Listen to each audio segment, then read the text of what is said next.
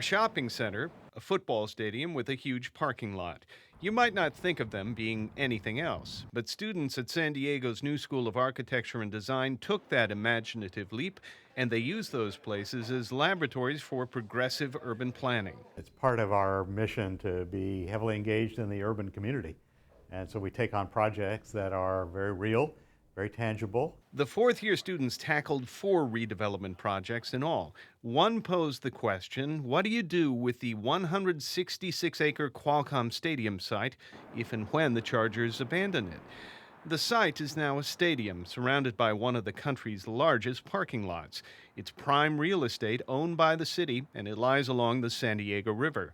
Frank Wolden was the faculty advisor for students who examined the Qualcomm site. One of the early dialogues with the class was, what do you do with the existing stadium? The verdict was to keep the stadium, but maybe not all of it. The students definitely did not want to lose the stadium's historic meaning. It touches something specific within the San Diego community and all the football fans. So we wanted to keep it as a form of something as the Colosseum in Rome, where we preserve it, but as well make it still, where it still has a function. This is a model of the reimagined Qualcomm Stadium site. This is the location of the old stadium, but it's no longer a stadium. It's been turned into an amphitheater. People would sit here in front to watch concerts and other events you might imagine. From here, leading down to the river, is a green park, and surrounding the stadium in other directions is a fairly dense development. Apartments, condos, businesses, and some green spaces. This new development would generate revenue for the city and provide housing.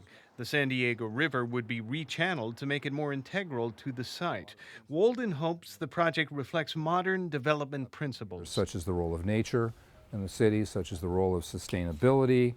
When the students talk about this, they'll talk about the pedestrian orientation, the walkability of the community. And walkability is a good segue to our next planning project, the University Town Center Mall.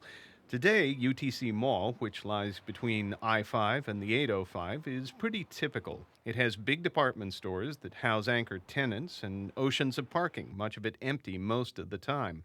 Faculty advisor Mike Stepner says his students wanted to combine housing and a variety of transport modes to bring residents closer to the shopping center. What do you do to attract people here? How do you really increase the critical mass of people that live in the area so that you have more customers within a short distance from the shops, instead of you driving 15 miles to go to Sears? This is a graphic presentation of the redeveloped UTC Mall site. This is a trolley line, the red, which runs along Genesee, and this is the center of the mall, which they basically turned into a street grid with lots of shops. Of course, this is still supposed to be a shopping center, but also some residential units mixed in where you see the yellow. This blue is supposed to be an extension of UC San Diego, and over here, this blue is supposed to be the relocated neighborhood public library.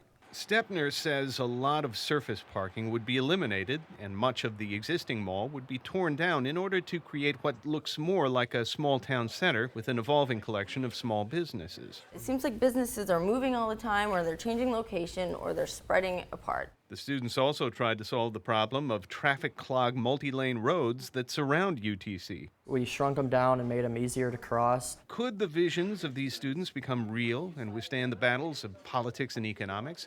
For now, it's enough to dream and to get a decent grade.